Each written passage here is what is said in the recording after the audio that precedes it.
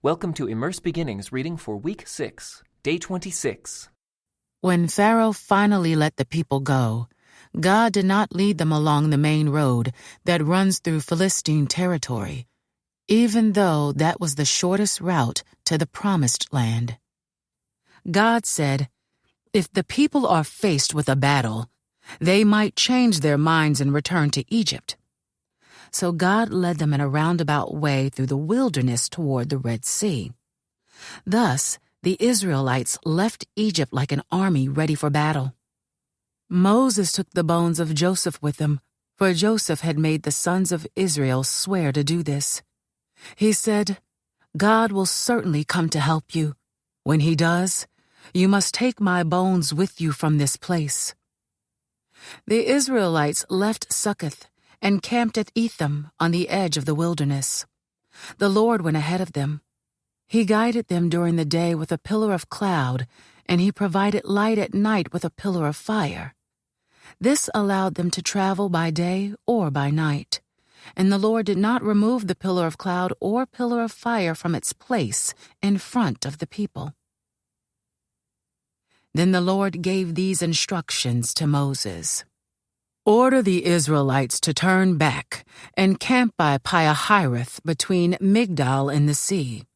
Camp there along the shore, across from Baal-zephon. Then Pharaoh will think, the Israelites are confused. They are trapped in the wilderness. And once again I will harden Pharaoh's heart, and he will chase after you. I have planned this in order to display my glory through Pharaoh and his whole army. After this, the Egyptians will know that I am the Lord. So the Israelites camped there as they were told. When word reached the king of Egypt that the Israelites had fled, Pharaoh and his officials changed their minds. What have we done, letting all those Israelite slaves get away? They asked. So Pharaoh harnessed his chariot and called up his troops. He took with him 600 of Egypt's best chariots, along with the rest of the chariots of Egypt, each with its commander. The Lord hardened the heart of Pharaoh, the king of Egypt, so he chased after the people of Israel who had left with fists raised in defiance.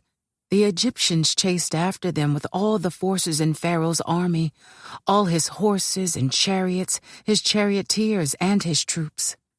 The Egyptians caught up with the people of Israel as they were camped beside the shore near Pi-hahiroth, across from Baal-zephon. As Pharaoh approached, the people of Israel looked up and panicked when they saw the Egyptians overtaking them. They cried out to the Lord, and they said to Moses, "Why did you bring us out here to die in the wilderness? Weren't there enough graves for us in Egypt? What have you done to us? Why did you make us leave Egypt? Didn't we tell you this would happen while we were still in Egypt? We said, 'Leave us alone. Let us be slaves to the Egyptians. It's better to be a slave in Egypt than a corpse in the wilderness.' But Moses told the people, 'Don't be afraid. Just stand still and watch the Lord rescue you today. The Egyptians you see today will never be seen again. The Lord himself will fight for you. Just stay calm.' Then the Lord said to Moses, 'Why are you crying out to me? Tell the people to get moving. Pick up your staff and raise your hand over the sea. Divide the water so the Israelites can walk through the middle of the sea on dry ground. And I will harden the hearts of the Egyptians, and they will charge in after the Israelites. My great glory will be displayed through Pharaoh and his troops, his chariots and his charioteers. When my glory is displayed through them, all Egypt will see my glory and know that I am the Lord.' Then the angel of God, who had been leading the people of Israel, moved to the rear of the camp. The pillar of cloud also moved from the front and stood behind them. The cloud settled between the Egyptian and Israelite camps. As darkness fell, the cloud turned to fire, lighting up the night. But the Egyptians and Israelites did not approach each other all night. Then Moses raised his hand over the sea, and the Lord opened up a path through the water with a strong east wind. The wind blew all that night, turning the seabed into dry land. So the people of Israel walked through the middle of the sea on dry ground, with walls of water on each side. Then the Egyptians, all of Pharaoh's horses, chariots, and charioteers, chased them into the middle of the sea. But just before dawn, the Lord looked down on the Egyptian army from the pillar of fire and cloud, and he threw their forces into total confusion.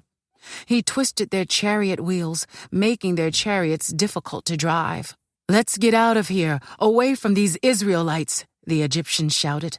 "The Lord is fighting for them against Egypt." When all the Israelites had reached the other side, the Lord said to Moses, "Raise your hand over the sea again. Then the waters will rush back and cover the Egyptians and their chariots and charioteers." So as the sun began to rise, Moses raised his hand over the sea, and the water rushed back into its usual place. The Egyptians tried to escape, but the Lord swept them into the sea. Then the waters returned and covered all the chariots and charioteers, the entire army of Pharaoh. Of all the Egyptians who had chased the Israelites into the sea, not a single one survived. But the people of Israel had walked through the middle of the sea on dry ground, as the water stood up like a wall on both sides. That is how the Lord rescued Israel from the hand of the Egyptians that day.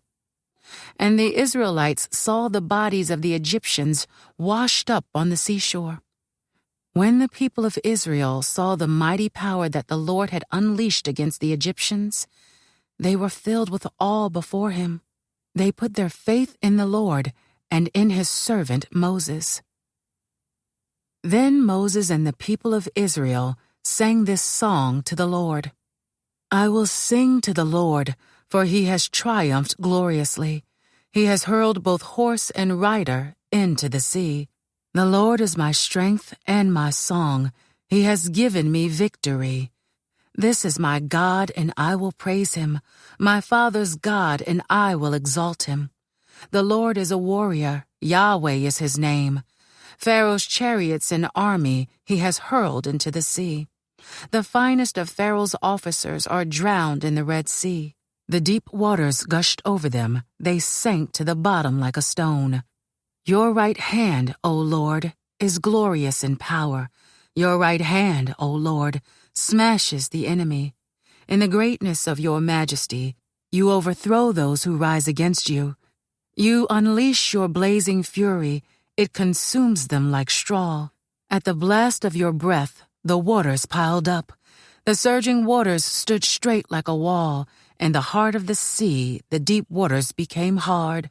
The enemy boasted, "I will chase them and catch up with them. I will plunder them and consume them. I will flash my sword. My powerful hand will destroy them." But you blew with your breath, and the sea covered them. They sank like lead in the mighty waters. Who is like you among the gods, O Lord? Glorious in holiness, awesome in splendor, performing great wonders? You raised your right hand, and the earth swallowed our enemies. With your unfailing love you lead the people you have redeemed. In your might you guide them to your sacred home. The peoples hear and tremble. Anguish grips those who live in Philistia. The leaders of Edom are terrified. The nobles of Moab tremble. All who live in Canaan melt away. Terror and dread fall upon them. The power of your arm makes them lifeless as stone, until your people pass by, O Lord, until the people you purchased pass by.